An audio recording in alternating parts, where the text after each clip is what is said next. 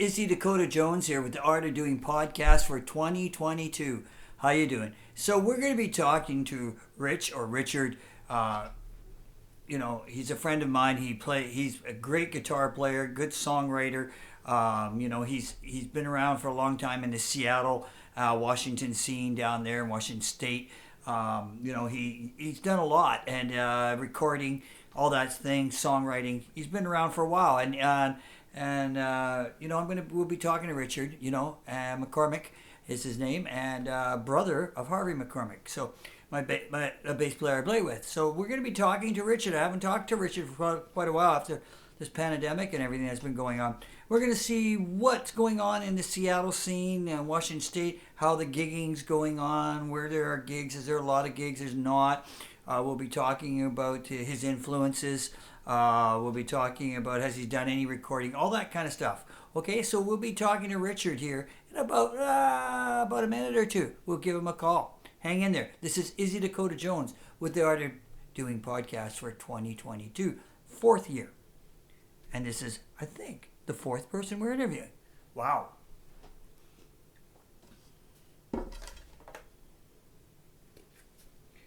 Okay, that would help.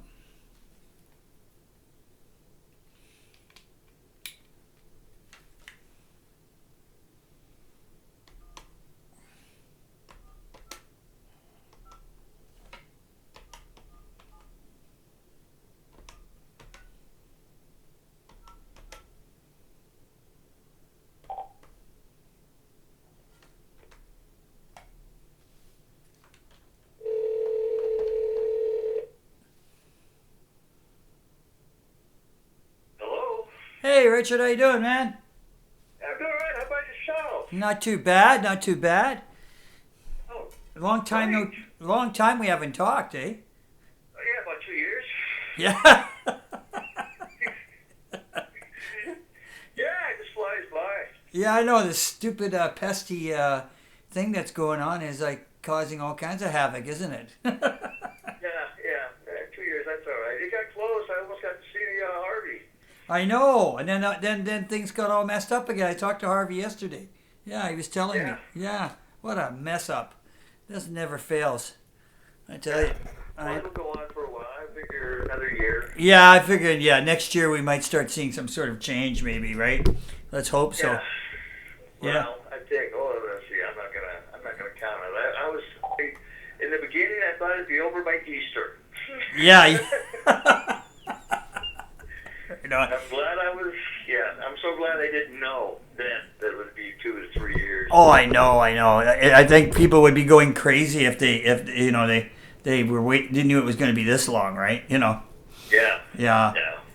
So hey, I guess last year, anyways, you guys got a fair bit of playing, and Harvey was saying, eh? You did some gigs and stuff. We're doing that with the Rolling Terror, but also we have what's called the Lonely Hearts Club. Yeah. And in fact, we'll be at the Tulalip Theater on at the end of January. Oh, cool. And then casino there, then back into they're starting to pick up again. That's what I was hearing. I listened to that station in Bellingham, right? 92.9, and it seems that there's a lot. Live entertainment's sort of bouncing back, especially down in Washington State and Seattle and stuff, right? Yeah. That's interesting, right? Yeah, it was a week before we were supposed to do the Tulalip, that casino, and we got bumped. I mean, everything was called off. Everything outdoors was called off first. Everything indoors was called off first, but everything outdoors went down the window. We lost about 30 shows. Wow, really? Holy smoke. That happens really quick too, doesn't it? Yeah. It was like boom, boom, boom, boom, boom, and then some of them, are still, even a year down the road, we're going, that kind of stuff. So Yeah. What it is. Yeah, it is what it is. So that's cool. And what date is that show going to be coming up again? The one at Tulalip is the 29th. Oh, cool. The show, I was trying to get you guys in. It's a really good club. It's called Jazz Bones in Tacoma. Oh, cool. It's a real popular club. We'll be playing there the following week on February 4th. Oh, right on. But kind of history behind it, as far as in the 30s and 40s, and all these acts that went through, and they got the photos on the walls and all that kind of stuff. And Yeah. it's a kind of a neat little club there. It's kind of got a good feel, and the people are really nice. Wow. Yeah, because Tacoma, I played Tacoma a few times. It's pretty. I used to play. There used to be a big cabaret that I played down there. I forget the name of it, but we played there. It was lots of fun. Like the people were like, right into music. And downtown Tacoma just packed. The bars are packed with live music everywhere. It's amazing. Yeah. It's really cool. Yeah. I mean, there's another one I was trying to get you into. You might want to check out too. It's what's the name of it? It's in Everett. They booked us in there. It was a three-way headliner there, and I'm not kidding you. It was all heavy metal and stuff like that. Okay, and now let me clarify it. We were a cover band, Beatle cover band. Right. And so we had to sit through two bands, and these people are like headbangers, and, yeah. I was thank God most of them were drunk by the time we got on. Yeah. But it was it was that kind of thing. It was like putting monkeys up with Jimi Hendrix. Exactly. I know the bar you're talking about because I once had a date there almost booked. That's right. I don't know what happened during that, but I know which one you're talking about in Everett. Yeah. So it's still going too, right? Wow.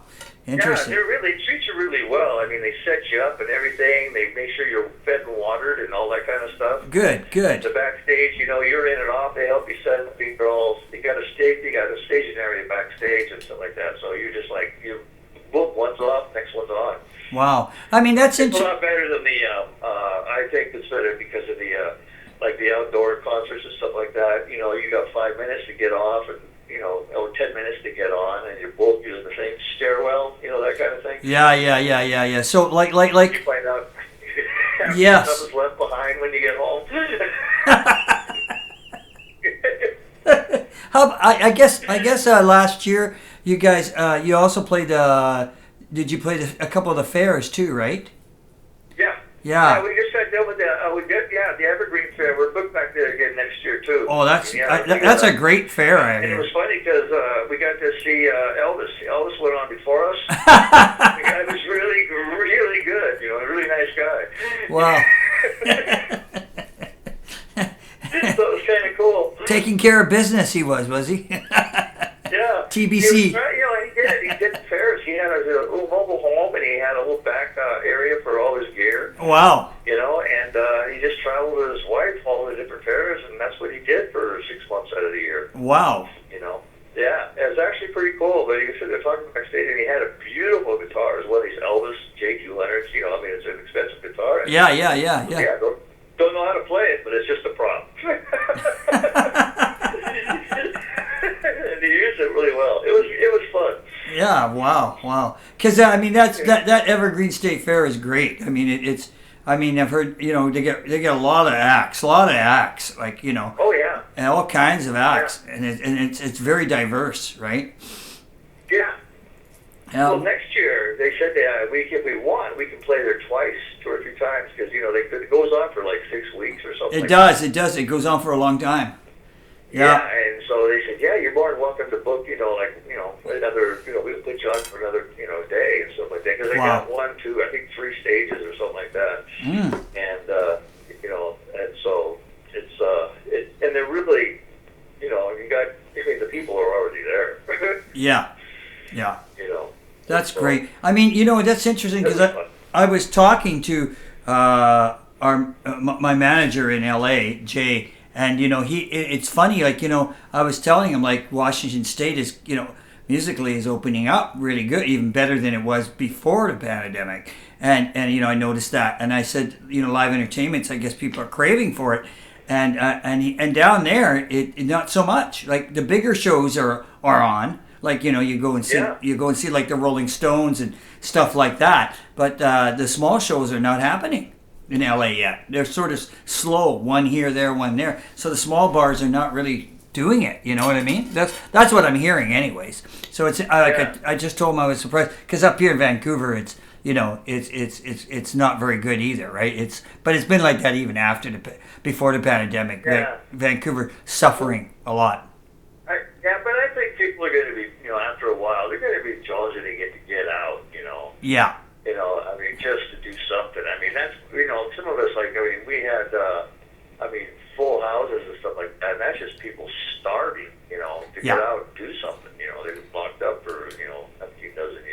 Yes, yeah, I know, and then right now it's getting tight again, maybe, and I notice a lot of rumbling, right? People are getting really upset, right? Oh, here we go again, wow. I says, well, Yeah. everybody's got to realize we're still in the middle of something, right? It's not over yet, right? By no stretch of the imagination. So you got to like roll with the punches, people. That's what I said, right? Say Well, to I have people. a feeling this one is just going to be where you're going to have to kind of like, it's going to be like the flu, because of the old variants, because it gets weaker and weaker each time it changes. Yes. But it's going to be like, did you get your COVID shot? Did you get your flu shot? Yeah, I think so too. I think that's where it's going to end up in the next year or so. Yeah, I agree with you. I agree with you because it's had quite a run, but it'll die down, but it's going to take a bit more people getting they're getting vaccinated and stuff to sort of like curve it so it doesn't have anywhere to really go, right? That's the problem, right? I think that's a problem in the U.S. and Canada. I think there's like they were saying there's like a third of the population in both countries that are not wanting to be vaccinated. So like they're saying if there's a third of that going on that in both places, then the thing just keeps transmitting, right? It just doesn't stop, right? Yeah. So he said that's the only problem we got. If we can get that third down, third of those people, he says, then we might see a huge change, right? And then I hope so. Yeah, and then you got the rest of the world too. So that's another problem, right? Because there's countries that are poor that don't have any of that, and and that's or like 60% vaccinated. That's not good, right? So it's going to take a while. No. It's going to take a Well, while. I figure, somebody was saying, I was on the internet, he said, we're all going to be exposed to this one time or another. Yeah, I agree. We'll just be kind of immune to it all after a while, Yeah, probably so. I hope so. So hey, So when we're talking about the Sgt. Pepper's thing, so obviously your influences, like I know some of your influences. So the Beatles are definitely your influences. Did you see the new movie? I haven't seen it, but a lot of people say they have seen it and said it's really good. Yeah, I only saw clips, and That's what I was saying. Yeah, the clips are really good, right? And what's interesting about that is, I mean, they all look really happy. Yeah. You know what? That was the difference from the movie, because the movie looks like, oh my God, how depressing. It's Yeah, the original movie was really sad. Like you could see they were like looked like they hated each other and they're breaking up. And then when you watch this thing, they're especially John and Paul, they're not having a problem with one another at all. No. It was George, I heard in the end, that was sick and tired of everything, right? And you hear that now and you go, oh, I thought Paul and John were not really happy with one another, and then next thing you know, that's not true. They actually George quit. Both George and Ringo both quit. Yeah, that's what happened. They both quit. Yeah. Yeah. I mean, so that was what was happening. I mean, yeah, you're right. George and Ringo quit. That was never really said. I don't know why those two guys never said that they quit. They just blamed it all on Paul and John, and I don't think Paul and John ever really were upset with one another at all. I think, right? Because when you see the clips, you see John dancing with Paul and boogieing, right? Like you go, what's going on here? And the only one that has a sour face is Ringo and George a bit. Not a lot, but a little bit, right? Yeah. Yeah, it was. Yeah. It's a funny take. It's different. I mean, so when we're talking about other artists too, I mean, I guess a lot of the '60s artists you like who else do you like? I mean, the Rolling Stones. I guess the Stones, right? Who else do you like? Stones. Yeah, I was a Led Zeppelin. Well, actually, even I went from like rock, but I also liked Emerson, Lake and Palmer, Wishbone Ash. Oh yeah. Those stuff like that. But it was like Led Zeppelin was kind of like when Van Halen hit. Late '70s, with Eruption and stuff like that. What the heck is that? Hey, this is all new. These guys are, And the same thing with Guns N' Roses. I mean, I used to think the Black Crowes were the last of the rock bands. Yeah. And then in the '80s, the Guns N' Roses came out and said, "No, we're it." This kind of thing. Yeah, I do too. I mean, and yeah, I agree with you. And they're still like one now. Now Guns N' Roses are kind of that iconic sort of thing, right? Right now. Yeah. And it was funny you say that. I could talk about Black Crowes when I was talking to Jay in L.A., Jay was telling me that Black Crowes are back on tour, too, talking about that. Cool. Oh yeah, and he says they're really hot. The tour is really really hot. They're ripping it up like all down in the States right now. So that's interesting to see. I would like to see that show up here. That'd be great. Yeah, Jimmy Page toured with them for a while. Yes, he did. Yeah, and he did that live album at the Greek Theater, right? Yeah. In Los Angeles. I mean, something. I mean, it's like David Grohl. He's playing with Paul McCartney, and he's going. I don't know if you heard the story where he had Paul McCartney at his house, right? Yes. And his daughter was there, and he sat down and played, Lady Madonna. Right. And he's looking at his wife saying, "Look, I got Paul McCartney sitting at my freaking piano playing, Lady Madonna in my house." And these guys grew up, listening to the Beatles.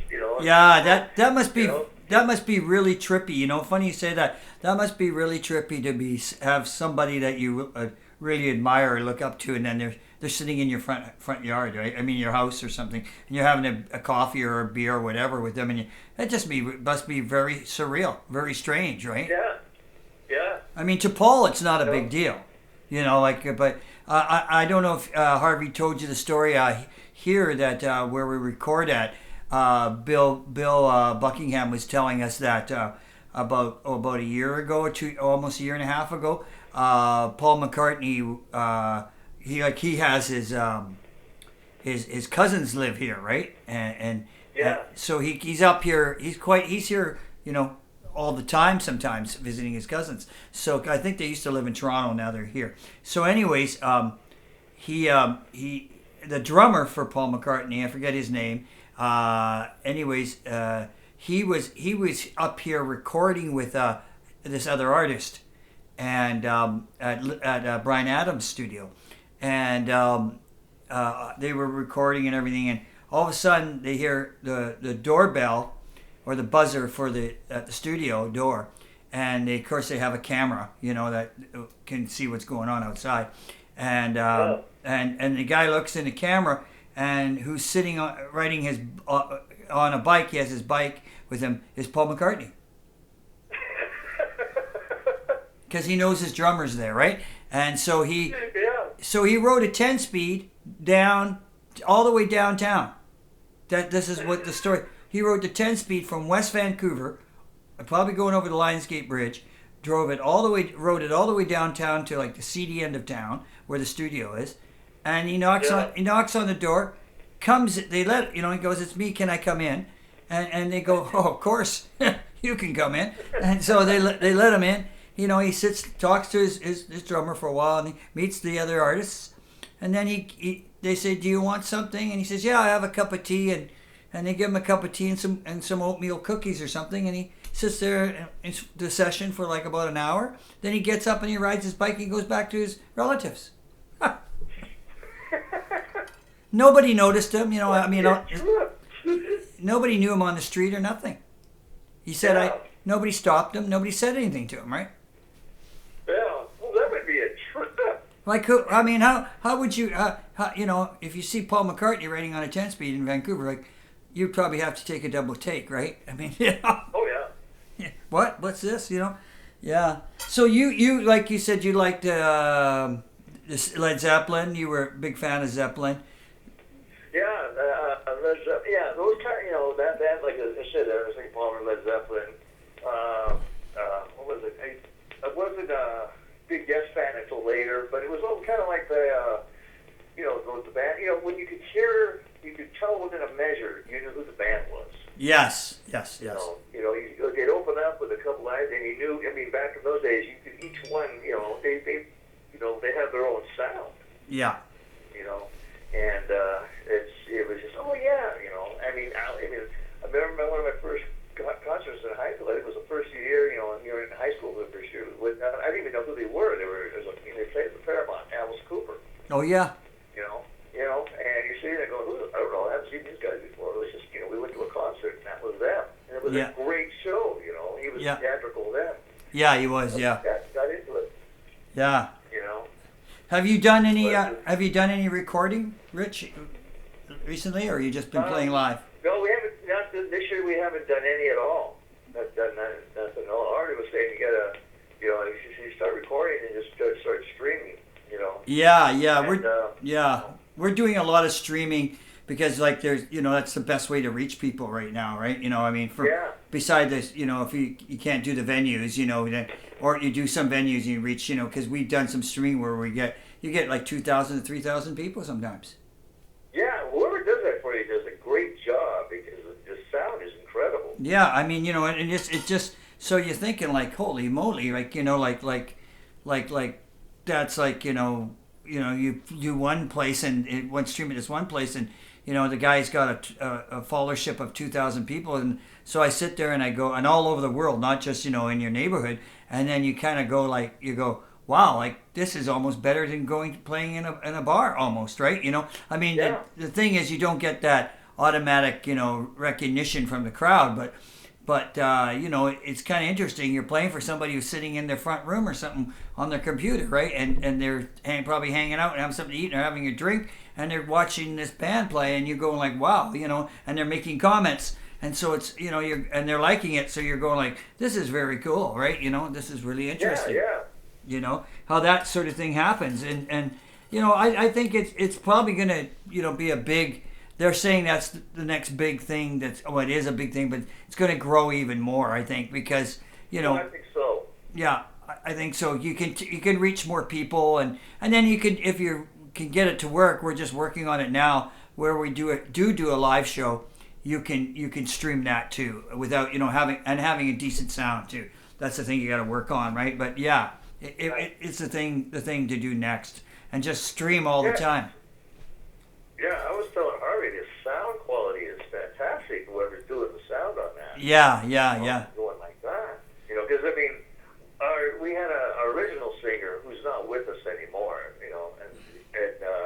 when he was talking about that at the time, doing that, he was hooked up with a guy that does this for a living or whatever. Yes. Had you set up that you can do that, and then that's when the COVID thing hit. Shortly after that, he decided to, hey, I'm going to move to the Midwest and, raise chickens or something like that. And then off you went. Interesting. Chickens. It happens. It does happen. So I mean that's great. You guys got a lot of, that's great that you're, like I says, I'm glad to see like Washington State and Seattle and all that the live music scene is, coming back. That's great because, like I said, it's in some cities it's not, but like Washington State, Seattle, where you are and all that area, it has a great history of music, anyways, right? I mean, there's no doubt about it. I mean, you got everybody there. I mean, you got everybody from the grunge era to like from the '60s, where you got the Kingsmen and all those type people and Oh yeah. And Jimi Hendrix, everybody, right? Don't tell anybody, but I even like the association, I love the association. Yeah. But I mean, those guys could actually sing, and those songs were like stuck in your head. Yes. Carpenters, that kind of thing. That was a gal that had a voice that you couldn't replace. Yeah. So it was. And then another band from the Northwest too. Another band. Not from Washington. I don't think they're from Washington State. I think they're from Oregon. I'm not sure. Or some of it Washington State was Paul Revere and the Raiders, right? Yeah, Paul Revere and the Raiders. Yep. Yeah, great band too. Great hook songs, right? I love that band just because the hookiness of what they did, right? Very hooky, and their singer was, he's great. Mark Lindsay. He's one of those. Mark Lindsay, yeah. He's one of those classic rock singers, right? Just one of the classic. I mean, and back in those days, I think, he was really underrated, right? Yeah. But yeah, I know that. But I'm really, that's great to see that and hear that you guys are out there and you're playing a lot. That's important too, right? Well, I noticed this year I noticed a lot because of I guess it was because of COVID. I mean, I'd never seen so many. We were so many outdoor. Everything was outdoor. Every park they had a summer series. Every park had a summer series. Every town had a summer series. And there was a lot of outdoor stuff, more than that I knew about before. It was it was like this stuff. We do a lot of theater stuff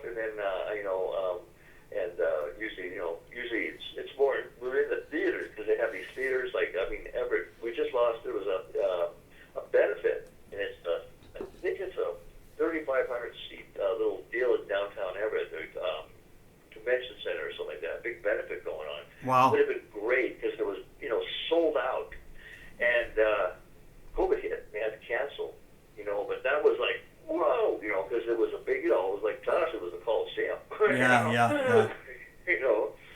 But it was, done for a benefit. We do have a guy that does that. He does a lot of benefits, and throws our name out there, and gets his book for to raise money and stuff.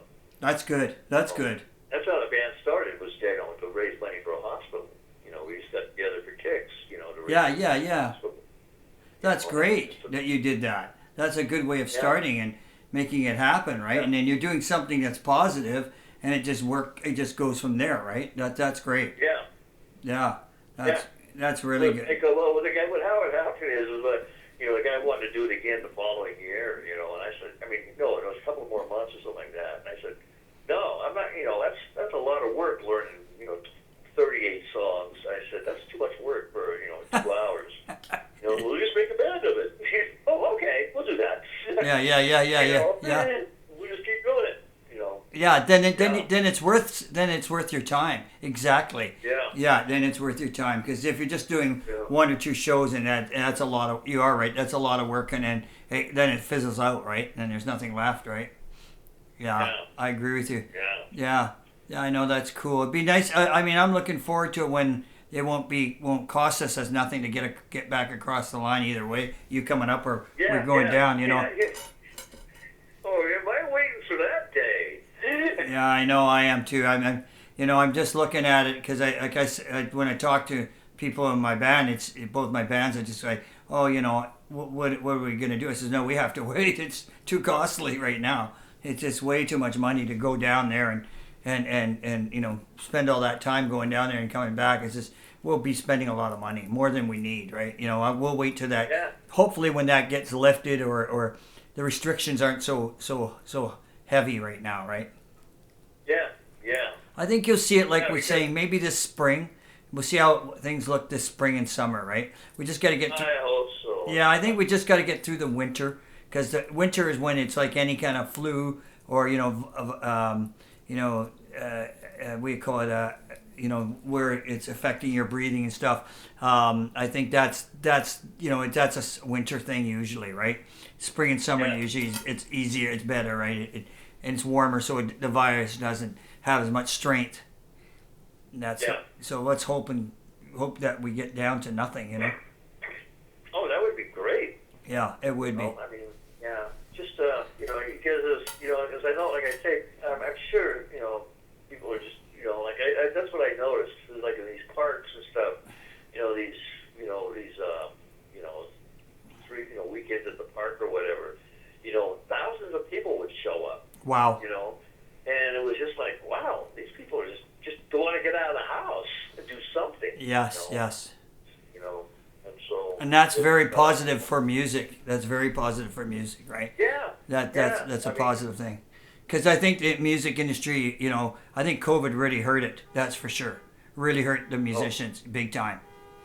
Oh, I know a lot of guys that they were, they either went someplace where they could play or they disbanded, because as musicians, if your livelihood is cut off, you better start looking for something else, to feed the table there. That's right. I'm gonna let you go, Rich, and we'll talk again. Now I got your number again. We'll just talk off camera. Okay, all right. You take care and stay safe and all that stuff, and keep doing what you're doing. Yeah, have a good holiday. Have good holidays, and I know you'll be talking to Harv, and we'll keep it happening, and we'll talk if not before, we'll talk in the new year. Okay, yeah. I'd like to, before next year. You got it. Next year comes up. Yeah. Okay, Rich. Take care. I'll talk to you soon. Have a good night. You too. Okay, bye. Bye-bye. So that's Richard, or Rich, whatever you want to call him, McCormick. Great guitar player, great singer, influenced by bands like the Beatles, Led Zeppelin, Emerson, Lake and Palmer, all that good stuff. Like he's saying, in Seattle, Washington State, Tacoma, Bellingham, all around there. The music scene, the live music scene is actually picking up. It's growing. It's coming back. You know, cross your fingers that we have more cities like that and more people getting back out and supporting live music and recorded music too. This is Izzy Dakota Jones for the Art of Doing podcast for 2022, talking to Rich down south across the line in Washington State, Seattle. Peace out.